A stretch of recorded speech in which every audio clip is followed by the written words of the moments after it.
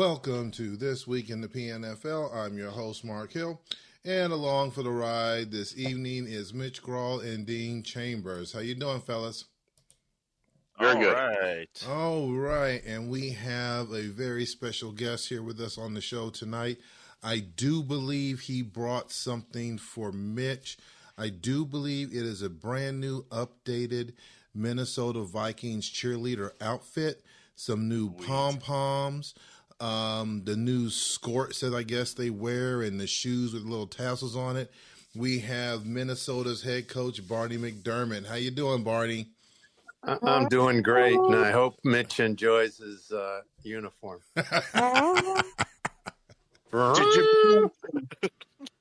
Did you bring in some doses of hormone therapy to go with it? Oh. Yes, Let's not go there. You know that he's making his transition. You know that, right? Viking, a trans Viking. There we go. Come on. I'm a triking. I mean, you guys should have known. Somehow I was going to try to figure out a way to fit that one in there because he is, I mean, outside of Barney being the cheerleader for his team, Mitch is the cheerleader. And I think in some cases, I think he's a notch above Barney on this one. Well, he's just a really smart guy. That's why. I've been a Barney Vikings fan since he was in my division. See, I real knows real, guys. Real recognizes real. Game recognizes game, huh? You were a fan of him becoming the Vikings so that he could get out of your division. Actually, he was Vikings the whole time. I'm talking about when he was in the AFC West. Oh, that's right. Yeah, I was the Vikings then too. He was the Vikings the whole time. Yeah, he was the whole time. Yeah. So. Yeah, they made an exception those first few years. Mm-hmm. Okay, so we have our week 6 game in the book, or week 6 games in the book. We're gonna run through those games. There were some teams that should have stepped up, and I think as I'm scanning over this, they did. There were some teams that were supposed to and didn't. We'll see how that's going to affect them going down the road. And some teams that used to be dominant, they're no longer dominant, or they're kind of wafting a little bit. So we're going to run through that. Middle segment, we're going to talk to Barney. I'm going to leave it up to Mitch and Dean to come up with. Are you talking about the Jets and Cardinals?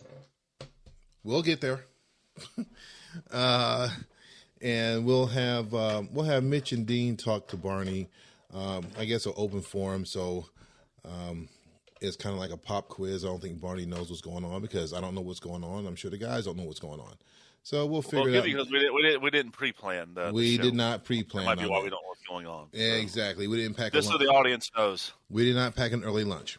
So third segment, we're going to go into the week 7 games. And at the end, if you are a coach in the PCFL, I'm sure you've noticed within the past 24, 48 hours, there's been a flurry of stuff going back and forth via email and on the forum. I highly recommend you guys stick around for that. And if you are not in the PCFL, but you might have heard some chatter, I definitely suggest you want to stick around for that. We're basically going to take Dean off the chain and let him let loose on one of the coaches that is they're no longer in the league as of last night, and how it affects the bidding process and pretty much what the hell happened the past couple of days. So, all right, guys. So if you guys are ready, we're going to jump right on into this. The player of the week was Mac Jones from the New York Jets. We're going to dig into that a little bit later as we go on. He woke up and he started slinging the pig. So we'll see what happened during that game when we get to it. So, but first up, we are going to start off with New England hosting Indianapolis. It's looking kind of hard for Mox out there as Indy took this one 27-20. We're going to start this with Barney. Yeah, we watched this one on Discord. Indianapolis was in control most of the game, although Mox was moving the ball up and down the field. He had a couple of fourth downs where he ran sweeps on 4th and 1. And I don't know if I'd want to do that, and it didn't work. So that hurt him. And, he came up on the short end. Congratulations to the Colts. All right, Dean. Yeah, this was another game where New England did just about everything but win the game. They outgained Indianapolis on yardage, called them more plays 71-51. Just about matched them in the rushing game, exceeded them in the passing game. Had a couple turnovers, which didn't help. The 2 fourth down conversions by calling toss sweeps that Barney mentioned. So they just fell short. New England is getting closer. I think Marks will get it together. I think he'll start winning more of these close games in the coming weeks. But this is still a tough loss, and at this point, I think his team is 1-5. Yeah. So it's a tough spot to be in, but I think he'll get it together and become more competitive. All right, Mitch. Yeah, I mean, I look at this, the number one, first of all, what a fantastic family story here. Marvin Harrison Jr., father, a legend, in Indianapolis, getting player of the game. I'm sure the Colts fans are ecstatic having, that legacy playing for them. But when I think about New England, golly, what just the craziest thing. They're top 5 in the league in passing efficiency. They're the number 1 defense in stopping the run, but they can't stop the pass, and they don't run the ball very well. It's so, it is either all or nothing for them. And I think, they really should be probably 3-3 versus 1-5, but I don't know, man. But hey, hats off to Indianapolis. I mean, Indianapolis is really off to a strong start, and maybe this is their year to pick off the Jets. We'll see. All right. We have the New York Jets taking on the Denver Broncos. As we mentioned earlier, the player of the week and player of the game obviously was Mac Jones. They just dominated this one from the start as they took out the New York Jets 28-3. Dean. Yeah, I think this game says more about Denver than it does about the Jets. I don't think the Jets just suddenly got back to their old form of the Jets doing what the Jets do. Denver is 2-4 after this game and really wasn't a factor in this game, really wasn't in it. I'm beginning to wonder what is going on with Denver. I don't think Denver is putting it together quite as well this season as they had last season and the season before. So I think this game really is more of a reflection of what's going on in Denver than what the Jets are doing. All right, Mitch. Yeah, I mean, the thing with Denver is, we used to joke around, with Brian on Discord about the fumbles and things that Denver would have, but they'd have sometimes 3 or 4 fumbles a game, but they wouldn't lose those fumbles, right? They would just kind of screw them up. This game here, they had 3 fumbles, they lost 2 of them, and they had an interception. So, besides kind of being inefficient in their offense, they turned the ball over, and so I would say. This is more kind of what's the deal with Denver more than, hey, the Jets are back to being the Jets, because the Jets did run the ball much better this game, but they didn't. I mean, I don't know. They weren't over the top in their play, but yeah, Denver, a lot of mistakes, but still early. They can fix that. All right, Barney. Yeah, Mac Jones won player of the game and player of the week with 160 yards passing and taking 7 sacks. So I don't know how that program works, but I don't see it. 3 TDs, I guess, is enough to do it. Meanwhile, former Viking quarterback Tua Tagovailoa had an excellent game except for the one interception. So it didn't really help, though, because, Mark, do you have your Daniels handy? Because No, not Jets yet. do what the Jets are going to do. If I would have known that, I should have grabbed it during the pre-show. That would have came in handy. All right. Next game up, we have Las Vegas Raiders taking on the Houston Oilers. As Las Vegas fell short on that one, 21-28. Vegas fell short. 21-28. We're going to start this one off with Dean. Yeah, Las Vegas hosted the Oilers, and they played pretty well. They put up a tough challenge, but they fell short. They did everything they needed to do except win the game.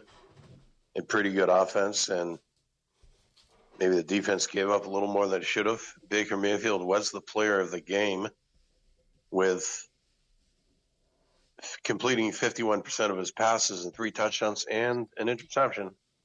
It seems like he doesn't go a game without throwing at least one interception, but nonetheless, it's what Las Vegas did here just wasn't quite enough. All right, Barney. Yeah. Mitch whined the whole game about how he wasn't prepared, don't expect much, playing possum. So, and his team played possum because they needed a late fourth quarter comeback. But, Houston does what Houston does. So Win ugly. Win ugly. Get out. No, they didn't get outgained in this one, but and Baker Mayfield was able to get those slow receivers wide open because he got 3 completions of at least 30 yards. Mm-hmm. So congrats to the Oilers offensive coordinator. All right. Proving once again, you don't need 84 ratings to get big plays. You just need creativity in your playbook. But, this one here, it really looked like I was going to, grind out a low-scoring win, and then the fourth quarter happened, and both teams kind of came alive offensively. I think there was a 29 point scored in the fourth quarter between the two teams. But, Baker Mayfield, as he normally does, he might make a mistake or two in the middle of the game, but he usually comes through in the end and led the team on that game-winning drive late to pull out that victory on the road. We'll take it and move on to Pittsburgh. All right. Next game up, we have the Seattle Seahawks hosting the Pittsburgh Steelers. I think it was mentioned that this was the game that the Seahawks needed to win, and it definitely looked like they regressed, not fully prepared for this game. Even though the score looks kind of close, they definitely came up short, and plenty of improvement to be done as they lost this game 21-31. Still more work to do before they can hang with the big boys. Mitch, you're up. Well, hey, Seattle, they gave it their best. 5 wins, a 5-11 season is still going to be a win for you, Mark. So don't worry. You got your 5 victories out early. You're good now for the rest of the season. I'm joking. No, tough loss for Seattle, but a big win for Pittsburgh as it keeps them a game ahead of Houston in that division. And I think it's now 5 wins in a row for Pittsburgh. So we probably should be talking about that because besides Minnesota, they have the longest winning streak here to start the season. Here in the 2046 season. So that's, good for them, But Seattle, hey, man, don't sweat it. You're third in the league in passing efficiency. You're second in the league in pass defense. Rushing, you forgot what that is. You're dead last in that. But hey, just keep at it. You 9+ wins is definitely well within the cards for Seattle this year if you keep chopping wood. All right. Excuse me. Barney, you're up. Yeah, coming into this game, the Seahawks were tied with the Vikings, so I can't say I didn't enjoy this game. But I don't think the Seahawks played poorly. I just think the Steelers did a great job. I mean, you look at Will Levis, 75% completions, 5.2 yards on the ground per carry. An excellent job by the Steelers. And I imagine the Seahawks will be back. I'm looking forward to playing them later in the season. So good game by both teams, but the Steelers were a little bit better. All right. Dean, you're up. Yeah, I noticed Pittsburgh started Will Levis at quarterback, the player that Mitch referred to as Lyle Lovett. Last week they had started one of their other quarterbacks, I think 2 weeks ago. Trevor Lawrence, Yeah, so it looks like Pittsburgh is like having the quarterbacks take turns starting and take turns sitting on the bench. That's what it looks like, but apparently it is working. He was player of the game. I remember we watched this game in Discord. Seattle kind of struggled a bit in the first half, and I think played better in the second half. But Pittsburgh did hold on to get this win. So I think we'll see in the coming weeks what direction Seattle is going to go in. The 5-0 start was definitely a great way to start. This game is not really what Seattle wanted, so we'll see what happens. Oh, yeah, I can say that because the games are not going to get any easier coming down the line, so it's going to get much, much harder. Defense, just giving up penalties left and right. 3 and outs is not going to get it, and leaving the defense wide open for him to just like big chunks of plays and not stopping anything. That's going to that has to stop. So next game up, we have the Chicago Cardinals taking on the Jacksonville Jaguars. Chicago took this one 19-13. Dean, you're up. Yeah, I think if you look at this game, Chicago has over 400 yards of offense total, only scored 19 points. And it was a fairly low-scoring game. And Justin Fields is the player of the game, but the stats aren't bad, but they're nothing impressive. And I think when you look at this, Chicago didn't win this game because they dominated and played very well. They showed up and played adequately. But they could have lost this game. Jacksonville could have won this game, but Jacksonville just didn't do what it needed to do. I mean, Jacksonville only converted 36% of third downs, 290 points of offense. Thorson was only 17 of 40. That's 43% completions through 2 interceptions. So Jacksonville lost this game more than Chicago won it. Barney, you're up. Yeah, I'm going to focus on what Dean just said. And this is a pet peeve of mine. In the last 2 minutes, with a 6-point deficit on 4th and 6, 1 minute, 15 seconds to go, Jacksonville punted. You don't give yourself a chance to win the game if you don't try. I mean, and this is not the only game where something like this happened. And seven of the 9 games were close.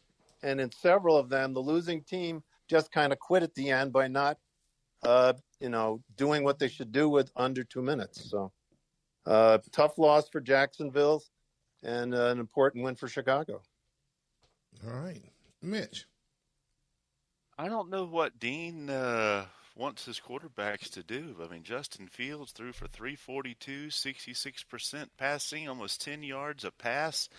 Touchdown, no picks. I mean, man, that's like Pro Bowl numbers right there. I mean, goodness. And he ran for almost 5 yards a carry. So I don't know, Dean. I think he did pretty good there. But, to your point, Barney, I mean, and we talk about this, I think it's every week on Discord, right? That one of the biggest differences between the quote-unquote perennial playoff teams and the perennial non-playoff teams is those situational scenarios in the profile. And, those are killing some teams, and they have been killing some teams for years. And so we'll just continue to say, get those profiles clean them up. If you do nothing else, clean it up to where you're not having kind of bonehead coaching decisions in those critical scenarios. Yeah, we watched all those games, and everybody has a good game plan. And the difference is, the profile. So I would like to see people clean those profiles up. There would be a lot more balance in this league, I think, if people would just, instead of working on your game plan, work on your profile. Yeah. The situational pieces, yeah. Yeah. Well, the under 5 minutes in both halves. Well, that's what I'm talking about. Yeah, those situational profile scenarios. Yeah. Okay. All right. I mean, just look what Mark has done. He's gone from throwing T-lobs when he's up by 3 and under 2 minutes to go in his own end zone to now he's 5-1 just from cleaning up his profile. Yeah, a lot of it had to do. I mean, you definitely got to clean them up. So, definitely. All right, next game up, we have Buffalo hosting Philly. Philly's been stumbling around, and they used to be one of the teams that I think Mitch had talked about was on the up and coming, but they've been stumbling this season with new staff as they lost this one to Buffalo 21-15. Mitch, you're up. Well, I wasn't sure who Buffalo was going to play at quarterback. I was assuming they might still go with the bad quarterback, and so I had picked Philadelphia to win this game.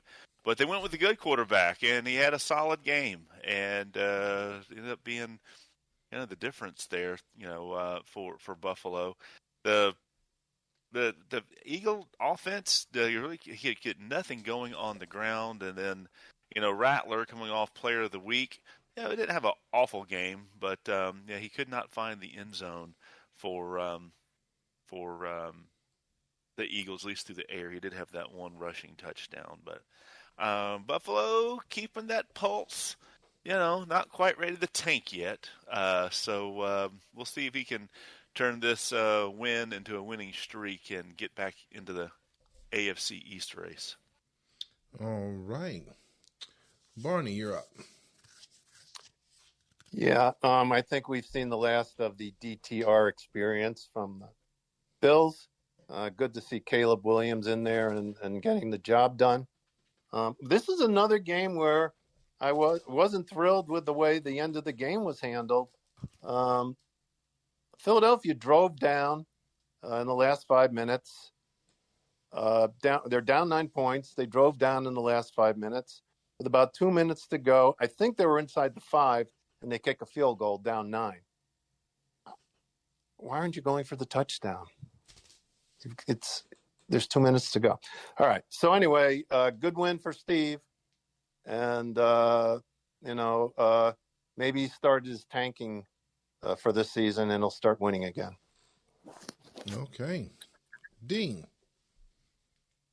Yeah, I guess you knew he was tanking when he ended the DTR experience and put Caleb Williams back in a quarterback who ended up being the player of the game, past 31 with 2 touchdown passes and, yes, 1 unfortunate interception. But, young quarterbacks will throw some interceptions. Veteran quarterbacks do as well. So, but it's a solid win for Buffalo, and, Buffalo is still in contention for a playoff spot. All right. As we are coming down to our final 3 games for week 6, I have San Francisco hosting Washington, and they are giving Washington, I think I picked Washington to take this one over San Francisco, but I guess you can call this an upset or a slight upset, as San Francisco took this one 28-25. Barney, we're going to start with you. Yeah, this was one of the better games of the week. Well played, except for Washington's 3 fumbles. And there's your difference. I mean, you look at the passing stats. Both quarterbacks did a great job. Both defenses stuffed the run. And those 3 turnovers were the difference. And Charlie stays in the playoff race. Not that he was ever out, but who knows what's going to happen in this NFC West? Yeah, this is true.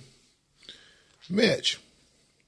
Yeah, I mean, disappointing loss for Washington. They definitely played well enough to win that game, except as Barney said, those turnovers were killer. But let's take a quick timeout and give San Francisco some credit here. I mean, offensively, Purdy had a pretty solid game.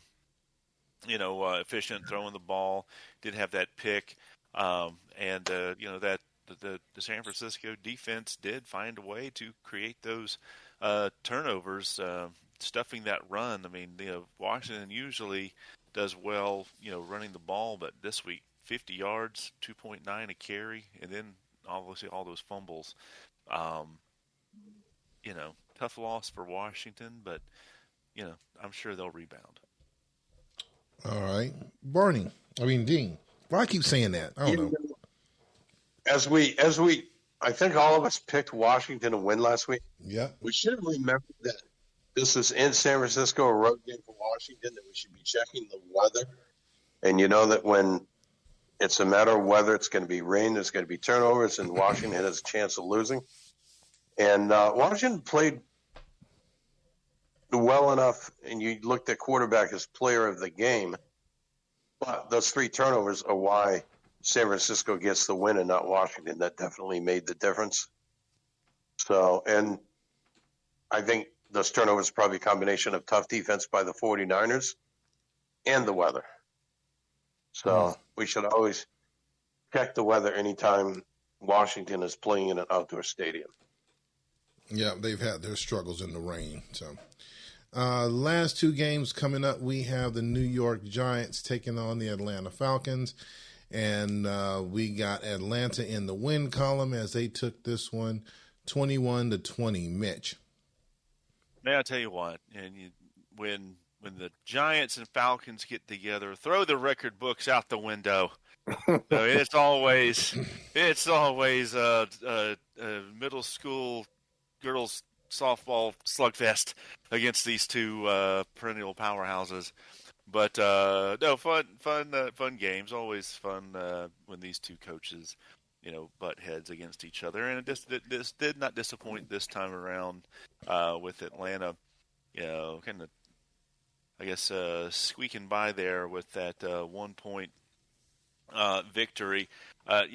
Joe Burrow still kind of having pedestrian type numbers. I mean, not awful, but not superstar level based on his skill set. But I think the big thing here is the fact that Atlanta was able to keep that high scoring Giants offense this season a little bit more under wraps by controlling the ball and keeping it out of the hands of Barkley, because if he had more than 9 carries, he might have ran for 300 yards. So definitely a good ball control execution by Atlanta, and they were able to squeak out that 1-point victory. All right. Barney, you're up.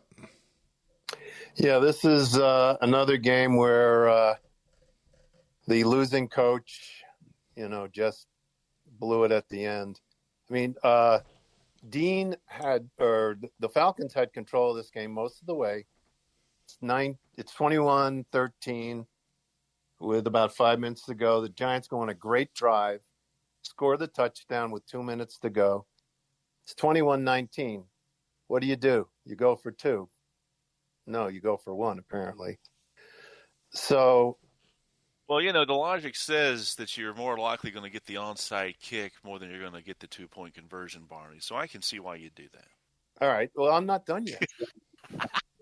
Then when Atlanta gets the ball, the Giants don't call any timeouts, and the Falcons are able to run the clock out, even though they were stopped on 3 downs. If the Giants had been able to call 3 timeouts, they would have gotten the ball back with a minute to go and a chance to win the game. So you got to give your self a chance to win, man. Come on. Yep. Coach, talk to us. What you got? Yeah, what I'm focused more on here is how the game went from 21-7 to 21-20. That's something my team has done in these games against the Giants the last few seasons. I remember one of the games it was 21-7 in the fourth quarter and ended up being, I think, 21-17. Just giving up those, not quite on the scale of Green Bay giving up 28 points in the fourth quarter, but in a lower scoring game like this, giving up 1 or 2 scores in the fourth quarter is not good. I mean, when your team looks to be in control of the game and then lets the other team back in. So that's what I'm seeing on my side. I can't dispute any of the issues that Barney talked about as far as the Giants. I mean, those are things they need to look into in their profile. All right.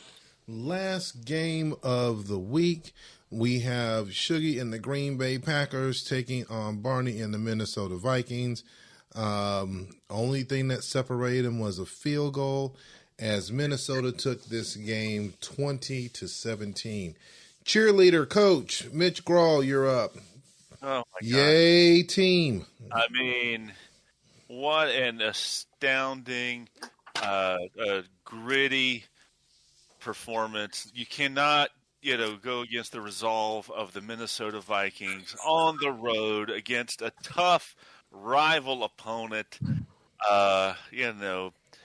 Had to really grind it out, but found a way to get that 3-point win. Forget the fact that they outgained them by 150 yards. Forget that. No, don't worry about that. That means nothing, right? That means nothing. Because when you're playing the Packers, you're in for a fight. Because usually the Packers are winning for 3.5 quarters until they figure out a way to lose the game. So I'll let Barney and Dean do the rest, but way to go, Vikings. Way to go. All right. Go ahead, Dean. Yeah, this was another tough outing for the Green Bay Packers. They did some things. They tried. And, they had some good running yardage, and the passing game, 50% completions or 178 yards. Not quite getting it done, just a single touchdown pass. They didn't solve the problem of how to score against Minnesota's defense, so that's why they fell short. All right. Barney, let's talk about your boys this week. What you got? Yeah, the clown car that is the Packers coaching staff did it again with down 3 points and kicking the ball to the Vikings. They didn't call any timeouts with under 2 minutes. So give yourself a chance to win. Bold strategy. Give yourself a chance to win. That's 2 3-point wins for the Vikings against the Packers.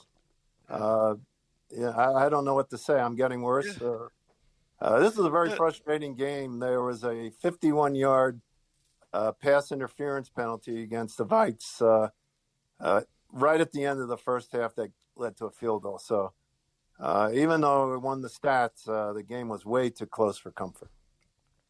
Okay. It's kind of like New England. Green Bay should probably be 4-2, if not maybe 3-3 right now, but can't quite hold on to those leads. Yeah. All right. So we ran through our games real quick here. We're going to pivot over to our middle segment. And again, as we mentioned, we didn't have anything planned coming into this. So it is kind of fun to have, different coaches coming in, and the guys can have a chance to chat with them and talk with them. So I figure, let's start this off with, we'll start this off with Mitch, because I know he's in awe, getting his cheerleading outfit signed. So anything that you want to discuss or bring up as a topic with Barney? Yes, Barney, first time caller, long time listener, big fan big fan of viewing what the Vikings have done, particularly in the NFC East. I mean NFC West. Good stuff there. I'm curious, making the transition from the AFC West to the NFC West. What have you seen as the biggest differences as you prepare to play these teams in the NFC versus what you had to do in your previous division? Yeah, the AFC West was a little bit tougher than the NFC West, and we didn't have Shuggy to beat up on in the AFC West. So, I just all I do is I study what the Oilers do, and I just learn from them. That's how I develop my team. Well, no wonder you've dominated that division. Have made it to 2 Super Bowls. Barney, are you wearing? I think Barney, that's about right. Barney, did you order a Love Your Blue cheerleading outfit and pom poms now? Just asking. Well, come on, I get so much love from the Oilers. I got to give a little bit back. Okay. Well, no wonder that the Vikings dominate that division, Barney. So keep it up. Dean, what questions you got for him? let's get away from that bro fest going on over there. Yeah, my question is, I want to hear your thoughts and reflections on having coached your first full season in the PCFL, where you went 12-0 and made it to the championship game and repeated what Mark did the previous season, which was to lose a tough game to the Texas Longhorns, coached by Justin. So I just wanted to hear your reflections on that season and what you think of everything, how it compares and contrasts with coaching in the PNFL, and how you think the experience was and how you think your team did in that first season. Well, we ran off 14 wins in a row, so the experience was really good. I can't complain about that. I did get slaughtered in the championship game, but it was a lot of fun. I mean, I liked the PCFL. I really like the fact that the player ratings have a better spread than we do in the PNFL, and that leads to more, bigger plays. You're getting running backs can actually make a 60-yard run and not get caught from behind. There's more offense in general. So, I really enjoyed the PCFL. I feel like I got lucky because there were several games, where I had 1-score wins. But it was really good. But of course, you make the championship game, it's hard to complain. Yeah, that is true. So, I guess my follow-up question for Marty. Your roster in the PCFL, is it a team laden with Jamaican track stars, or is it just normal football players? Who, me? No. Oh, Barney. It's not as my running backs are really fast, but my receivers are, not quite as slow as the Oilers, but they're a little slower than the Vikings. Well, so I draft all my players from Division II schools. So yeah. So the thing is, though, the cornerbacks aren't as good in the PCFL, so it doesn't matter as much, to have that little edge and speed. Yeah. Okay. So, anything that I guess my question I would have is, because they pretty much answered both. They asked both the questions I would have thought about. I want to go back to the overall talent, because you've been in the league way longer than me and everyone else. Have you? And I think Mitch mentioned it before. You have your upper teams, your mid-level teams, and your ones that just kind of hang down there at the bottom for whatever reason. Either they're calling the wrong plays, wrong profile, not managing their team properly, kind of phoning in. Just go ahead and say it, Mark. You're Shuggy. No, because, everyone else, I was in that boat at one time as well. So what do you, in the years that you've been in the league, and I'm pretty sure you've seen the highs and lows, where do you think at this stage overall the talent lies? Do you see, do you think the league is getting better? Is the competition level starting to kind of rise, or does it just, okay, you have your 4 or 5 elites and everyone else is just kind of treading water?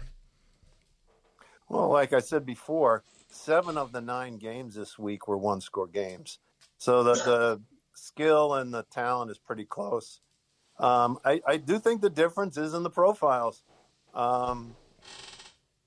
If you're not calling timeouts with 2 minutes to go, you're not going to win. So I would imagine if people would just, and I'm harping on this, but imagine if people would just tighten up their profiles. Some of the teams that are 1-5 or so, or would be 3-3. And it happened to me. I've won 3 games this season where I could have lost if the other team didn't mess up at the end, including this week. This game I had the lead and the ball, and he just didn't call timeouts. It doesn't mean he was going to get the 3 points to tie the game, but he didn't give himself a chance. And that happened in several games this week. So really, to me, the difference in the league, the talent is very balanced. Everybody knows the good plays. The difference is the profiles. Okay, so it is the profiles and getting the players put in place, and I've been looking at both of them as well. And I think my biggest thing is that last Mark, 2 minutes, definitely. Yes. Hey Mark, I'll add something to that too. One, I agree with what Barney said there, and I think that's where, I know I joke around and give people grief, but I mean, I think that's like this past week, right? Las Vegas could have easily won that game, against me. I was able to drive down and get that last minute score after, giving up, the lead there at the end. But I think the reason why my team, not every time, but I think you all probably notice when we're watching these games, seems like my team's always having to come back late in the game to win. I don't know why but it is because I did spend a lot of time early on getting into the details of that 2 minute under profile scenarios, whether it was on defense or on offense, getting the timeout set up. Even if I'm down by 3 or down by 4 to 7 or down by 8+, it's not going to be the same. It is very specific to try to not, as we talk about, I'm not trying to, throw a touchdown pass on every play if I'm down by 3. And, I'm not, taking a knee if it's a tie game, and so it can be aggravating because of some of the little bugs and things like that. And if you do copy and paste, you might end up copying and pasting the wrong stuff. But if you can't do it during the season, I would highly recommend off season, go into that 2 minute under piece, both halves, and just make sure it's cleaned up, because I agree. I think there's a lot of teams that probably finish 4-12 that could be finishing at least 8-8 just by getting that stuff cleaned up. I agree. All right, guys, we're going to put a pin on that. Thank you. Definitely some good info out there for you coaches out there. We're going to move over to our third segment, which is coming up with the next week's games. Let me see. Where the heck is it? I thought I had them up here. Well, I know that Buffalo at Jacksonville is the first game I see on the schedule. Yeah, I'm trying to find the. I thought I had the spread, but I see the week 6 games. I don't see the spread on there, so I'm just going to go off the schedule. We pulled up on the forum. I can take care of that for you, Mark, if you need me to.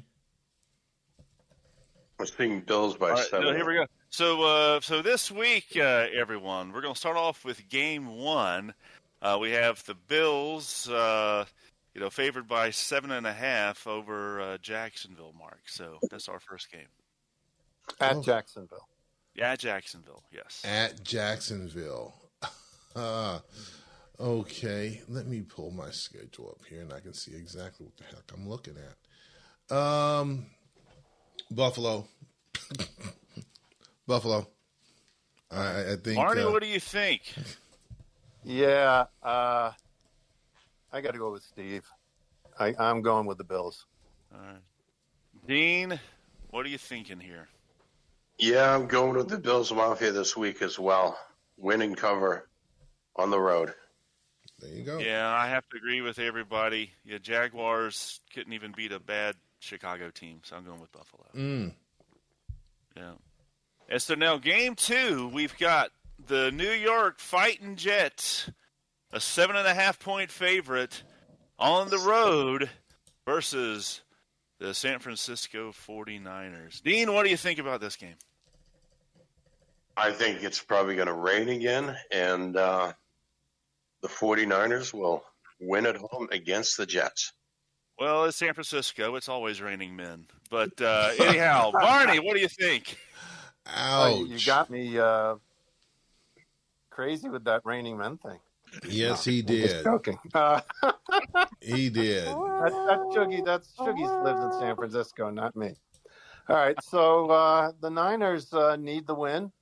The Jets, who knows what they're doing. I'm going to go with the Niners. Mark, what are you thinking here? Will the Jets do what they do, or will the 49ers come up with the upset?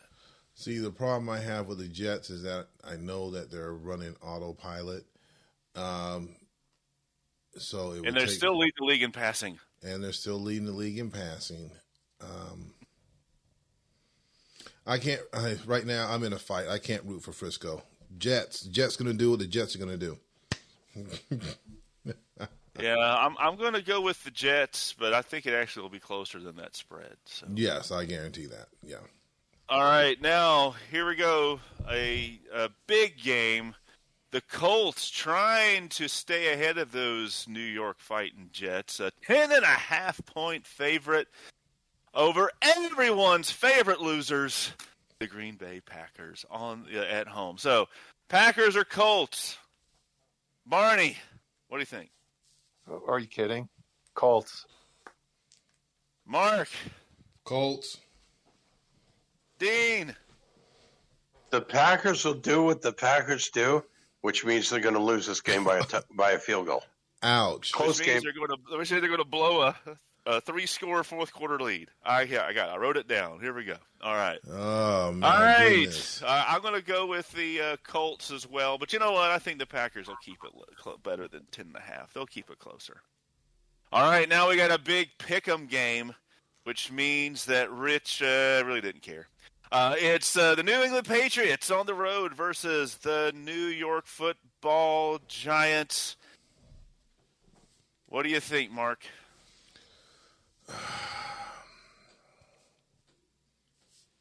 Giants. I want to say New England. Got riding Shador. Yeah, riding Shador this week. Yep. All right. Let's see, Barney. What are you thinking? Yeah, two teams that play good offense and don't play defense. So I'm looking for a 40-38 win by the Giants. All right, Dean. What are you thinking?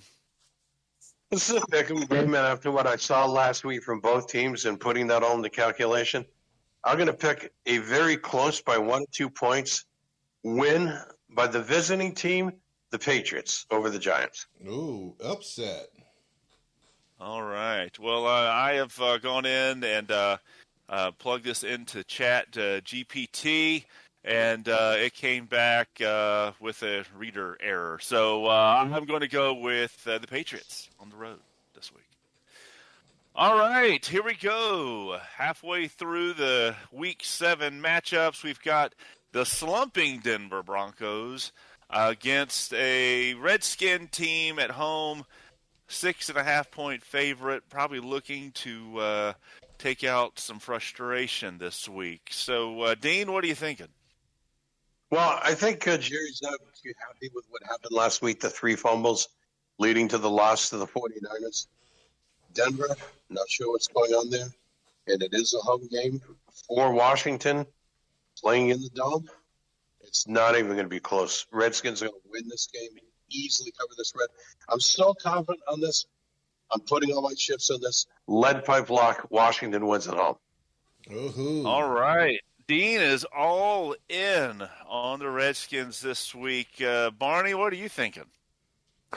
Both teams are coming off a loss. I got to go with the home team. I'm going with the Redskins. All right. Mark, what are your thoughts? Yeah, Redskins. Yeah, they're not playing outdoors, so they're playing in a dome now, so Redskins.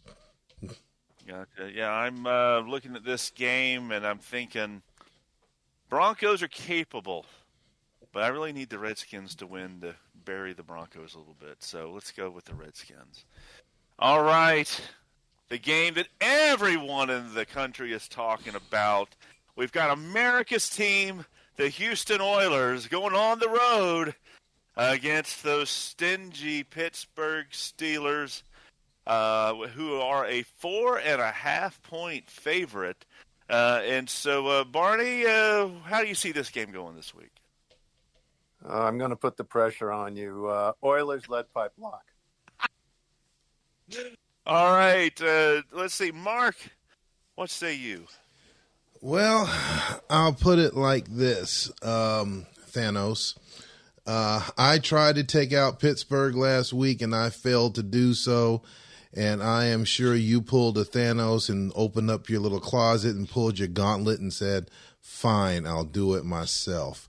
So I'm going to go with Houston this week, which is against the grain for me normally. And I'm going to go with Houston to take Pittsburgh out and even everything out for both teams at 5-2. All right. Dean, Houston came through for you with that lead pipe lock last week. What are you seeing going to happen this week? But in the words of Lee Corso, not so fast, my friend. The Steelers are going to win at home. Dean. All right. Well, of course, I will go with the Steelers, but we know it'll be a great game regardless. Yeah. Right. All right. Speaking of Dean. You're going with the Steelers? You're going with the Steelers? No, I'm going with the Oilers. But I said it's going to be a good game regardless. Regardless, it'll be a good game. All right. So here we go. We've got the Las Vegas Raiders, a 2.5-point favorite over the home team Atlanta Falcons. So, Mark, what are you thinking here? I mean, you could throw something at the wall and see what's gonna stick.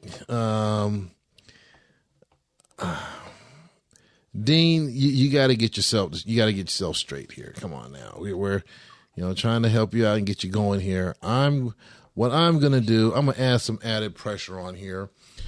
I'm gonna take Atlanta this week, and I'm gonna put my chips in this week on Atlanta to win this game.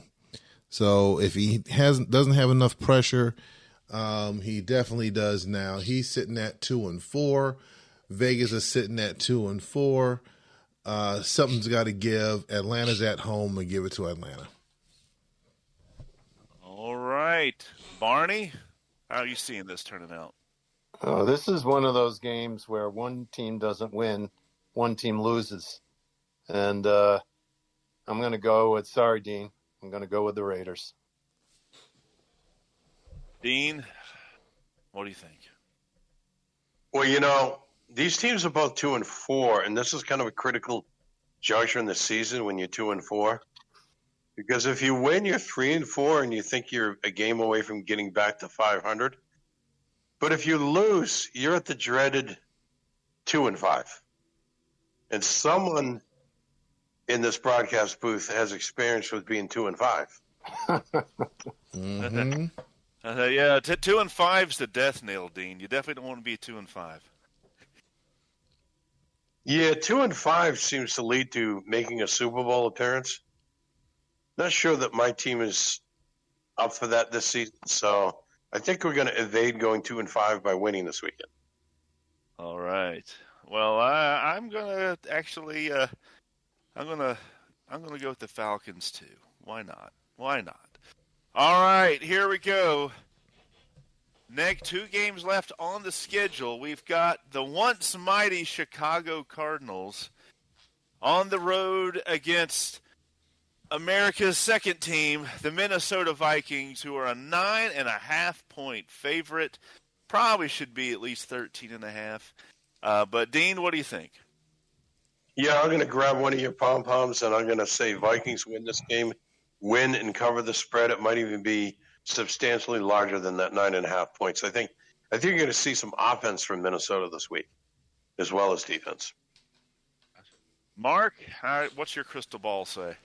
All right, Mitch, go put your skorts on and give me the other pom-pom. I'm going to go ahead and take Minnesota this week. All right. Barney, are you feeling confident? Are you feeling lucky this week? This is a division matchup against the hated Cardinals. The Vikings will bring everything. Vikings. All right, I'm going with the Vikings as well. Not that that's a surprise. And now to round out Week 7, we've got the upstart Seattle Seahawks on the 5-1 on the road against the losing record Eagles, and they're 3.5-point favorites. Those Eagles. What in the world is going on in the prognosticator booth that the Eagles, a mid-level NFC East team right now, is a 3.5-point favorite against the 5-1 Seattle Seahawks? Dean, make sense of this. Make some sense of this. It makes sense of it. That line is rubbish. The Seahawks will get back on track this week and win at Philadelphia. Barney, what do you think? Well, I got to go with what I need, so I'm going with the Eagles to knock the Seahawks back. So you agree with this prognostication? All right, Mark. How does this make you feel, man? Where are you at? You know, mentally I put it like this: with this disrespect. Most of the season, I think a lot of the games early on, I was listed as an underdog, so that doesn't really bother me. I got to go back to the drawing board. I know the mistakes I made last week. So as soon as I get the podcast done, I'm going to get this thing done and start working on that. I understand Barney's his statement that he wants to have Seattle get knocked down to give him some breathing room. I don't want to do it. So for me, obviously, go Hawks. I got to try to keep pace with him and hopefully set up a good game later in the season where we can have a mano-a-mano and I can prove my worth against some of the better teams in the league. Go Hawks.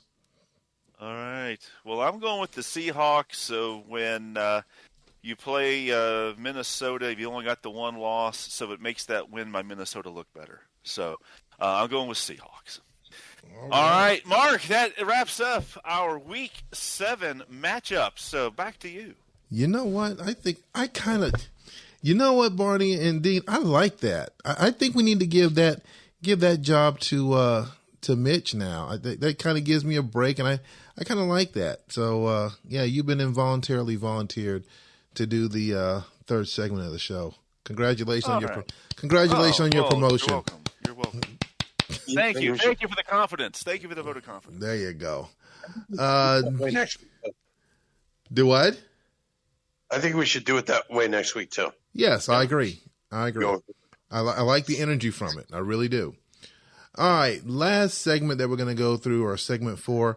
As we mentioned early on, to change tone a little bit, the PCFL is in the off season, and they're currently in the process of doing the bidding on the 5-star players. There was some incidents or issues going on the past 48 hours with one of the coaches out there. I did mention to Dean last night in the conversation, and again today, definitely talking about, seeing if he'd be interested in talking about it. And I think it was important. So if you are a PCFL coach, or if you're someone who's interested in PCFL, or if you're in the PNFL and you're trying to figure out what's going on with the sister league, we're going to turn this over to Dean and take him off the chain. So, all right, Dean, you're up. Yeah, we are in recruiting the first week of recruiting that went very smoothly last season, where we start off with recruiting the best players first, the 5-star blue chip players, the best of the best. We ran into a bit of a issue, shall we say, that started the day before yesterday. That night we had a somewhat new team owner. The Miami team owner was bidding aggressively on some players, which is okay, and had bid some players up. And it was sometime on, I think, early Saturday evening. He was bidding on a total of 5 players, and each team has 100 recruiting points, and they can't go over that at any given time. Well, he was getting into the 90s, and I sent him an email, just kind of give him a friendly reminder that, you're getting near 90. You might want to re-examine what you're doing with the bidding so you don't go over. That, there would be consequences for going over. Namely, some bids would have to be taken back in order to get back to 100. Well, I don't know if he was tracking his spending of recruiting points properly. He seemed to blow through that limit and get over 100. What he also did, and this kind of raised an issue which we hadn't really dealt with. We dealt with that a little bit last recruiting season, but it wasn't really a problem. A few times where someone maybe made a mistake and bid. So we hadn't really dealt with the issue of whether or not bids should be withdrawn or what consequences that would do and how that would affect the recruiting process if someone possibly made it a practice of bidding players up and withdrawing bids once they realized they didn't want to pay that price that they had bid for those players. So as I was sending that email that this Miami coach was over the 100 points, he was bidding up on a couple of the players, and one of the players he decided to withdraw his bid. And then that impacted another team where another team had submitted the previous player. Finally, those points were being charged against that team's balance instead of his, which put another team in danger of being near 100 points, possibly over 100, because the Miami coach had withdrawn that bid. So, and I was going directly over a couple of those players, including one player that I really wanted. So one of the players was the best safety in the recruiting class. So I was bidding aggressively on that player. So what happened was he ended up narrowing his focus from 5 players to 3 players and bid those players way up. They were all close. One of them, the safety, ended up being at 38.5. A running back ended up bidding 27. That by this point we're playing off into the early part of yesterday, and he was getting near. He was at 96 at one point, got to 98.5. I think he kind of at that point made a realization that I'd already given him the warning that he was in danger of exceeding, and at one point had gone over 100 points when he bid on one of the players on Saturday afternoon or Saturday night. So by yesterday, Sunday, he had withdrawn the bids on those other 2 players, and he had really bid up those 3 players, a halfback, a safety, and a linebacker. And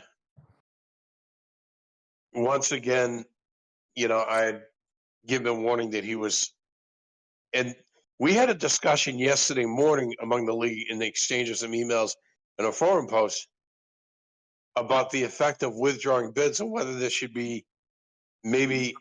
We don't currently have a rule that says you can't withdraw bids or a rule that says that maybe there should be a penalty. I propose for future recruiting sessions that maybe if you withdraw a bid, there should be a penalty of 2 points to kind of discourage you from doing that. Because really, teams shouldn't bid a certain amount on a player unless they're prepared to actually pay that price. And it was looking like, I wasn't sure, but it was looking like maybe Miami was engaging in a strategy where they were bidding up these players and whether they plan on paying that price on them or not. So at what point, given that we had that discussion yesterday morning, that I had proposed that we're going to have a conversation, ultimately a vote on putting in a new rule to either have a penalty or a limitation of some kind on withdrawing of bids to try to prevent this problem.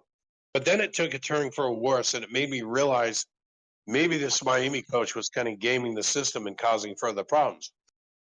Because once he got to the point where he had 96 points tied up on 3 players, he posted on the forum on the bids on 2 of these players that since there wasn't a rule in place, he was withdrawing his bid on the linebacker and withdrawing his bid on the half. So what struck me is he said since there wasn't a rule in place, he was allowed to do what he was doing. And I realized at that point, if he withdraws his last bid on the halfback, and then the previous bid was mine, and I said, and I did the same thing as him and said, okay, I don't want that bid on the halfback either. That would set in place a cascading set of withdrawals of bids that would take that player back to a fairly low amount. Now, what I also realized was, what if he was bidding up on those players and when the price got more than he wanted to pay, he thought he could just withdraw his last bid and hang that, like in the case of the running back, withdraw his bid of 27 on the running back. My bid of 26.5 was the immediate bid before that he thought he could hang that bid on me, and the linebacker went to 30.5 for another team bidding on him. It's almost like he bid the price too high on those players and then decided he's going to withdraw his last bid and think that the next team that bid the next lowest amount would be stuck with the overpriced bid of the player. So I basically sent him an email saying, stop withdrawing bids and stop bidding. Just because you say there's not a rule in place, it doesn't mean you're going to get away with gaming the system and doing this. He went wrong at that point. He tried to withdraw his bids on the linebacker and the halfback, and then he started bidding on other players that were around 9 or 10 points in the bid at that point, with the points that he thought was freed up by withdrawing those bids. And then I realized, I see what he's doing. He's going to dump those high bids on the linebacker and the halfback. Then he was bidding on, I think, maybe it might have been a defensive end and an offensive tackle. Then he's going to bid those up, and then he's going to dump those. He's going to move on to other players.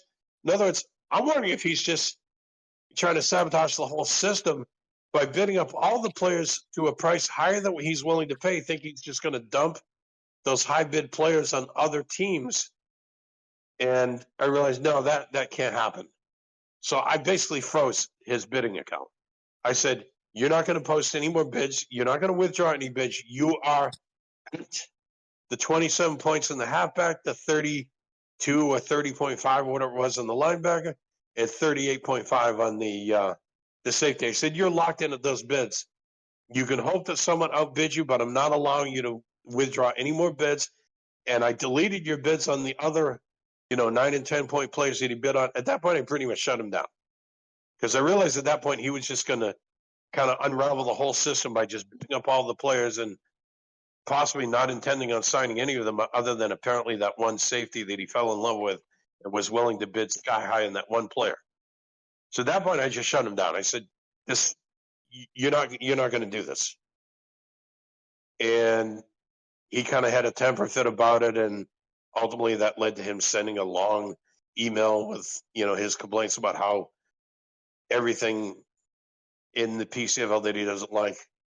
And I think to address the issue forward, I think going forward, one, I will say that I think everyone else in the league is bidding in good faith and trying to bid to win good players for the team and build their team. I think, when it got to that stage yesterday afternoon, he just went rogue and decided he was just going to start bidding up a bunch of other players that he hadn't even been bidding on much prior to that.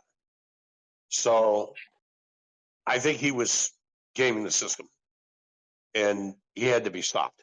Now, I don't think that anyone else who's left in the league would do anything. I think we're all trying to play this in good faith.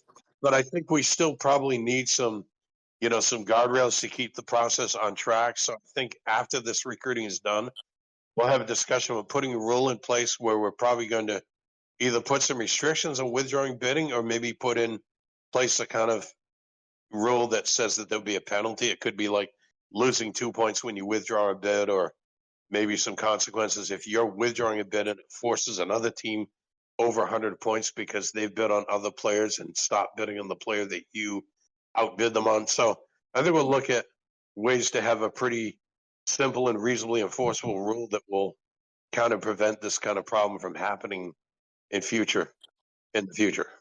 So that's what happened. As a result, the Miami coach is no longer the Miami coach. It's an unowned team. Will be resuming. Let's just say Miami will be retaining the head coaching services of the Headless Horseman for this coming season, unless someone joins and wants to coach that team. So that's basically the news. Friday of this week, we will start the second round of the recruiting, which is recruiting 4-star players. And we're still currently recruiting 5-star players. Okay. Thank you very much. I think that was much further down the line than I would have thought he would have given. But, hey, that's I don't think Barney or Mitch would have anything negative to say about what he did. I think a lot of coaches were wanting that to, if you want to have a good league. And, he had made comments from what I can recall about the PNFL. The PNFL has been around for, over 20 plus years. So, they're doing something right. So, Barney, I know you're in the league. Is there anything you want to add to that or no? Well, I just agree with Dean that you can't just withdraw, play the game of making bids and withdrawing them. In the stock market, I think they call that spoofing. It's illegal where you make a bid on the stock without any intention of buying it, just to try to goose the price up. So I agree with Dean on that. Yeah, that's why we're going to have it's a good idea. And it sounds like what you're talking about, there's a rule in doing that. And we're going to have a similar rule to kind of discourage that behavior in our system. Now, Mitch, I know you're not in the PCFL at this time. Anything you want to add to that? I know you have a lot of good wisdom from being in the leagues. Any comment on that? Once you come off of mute. I guess. Yes, sorry about that. Nope, I was talking away. Well, when you come across crazy, you have to get rid of crazy. And so I think Dean did the right thing in getting rid of crazy. So that's all I got to say about that. All right, guys. We're going to come and wrap this show up. I'd like to thank our guest and obviously the co-hosts out here on the show as well. I will say, talking kind of piggybacking off of that last segment a little bit, I was in another previous league where I did a show, weekly show like this, but it was nothing compared to what we're doing here now. And I'd like to thank you guys for listening. I'd like to thank Mitch and Dean for hosting it with me through the ups and downs. I thank Barney for wanting to volunteer to come on the show along with all the other coaches and the commish. So hopefully we can keep this thing moving and add another little flavor of entertainment to you guys. So as we make one more trip around the table, we're going to start with our guest. Barney, any final words that you have before we wrap this up? Oh, just thanks for having me on and, calling me anytime. All right. Dean, any final words? Yeah, I can't confirm or deny the rumor that the ex-coach is going to be creating something called the TFL, the Thorazine Football League. Given to understand that you have to officially be certified to be cuckoo for Cocoa Puffs to get a team in that league. No, I'm sure he's gonna figure out. I'm sure he's gonna figure out there's gonna be the cost of getting the website, getting all the software going. He won't be able to run it on his laptop. I know that, so he'll need to get a lot of stuff in order for that. So, Mitch, any final? So you're saying to him, go ahead. You're Dean? saying to him, good luck with that. Is what you're saying. Good luck with that. Good luck with it. Well, it's tough to have a league with no coaches, but we'll see. But everyone, once again, I will be on the road traveling, following my favorite baseball team this weekend. I will be in Tampa at the 3-game series of the Braves and Rays. So, Dean, can you pinch hit and host Friday Night Lights, at least get it started until I get back from the game on Friday night? Yeah, I will do that. All right. Well, cool. So Friday Night Lights, everybody, are still on. Dean will get it cranking. I'm sure we'll have another big turnout for Week 7. A lot of big games, a lot of pride on the line, especially for the team that has to play Green Bay. You don't want to lose to Green Bay. And look forward to it. So, Mark, I think the only thing left now to do is let's get it.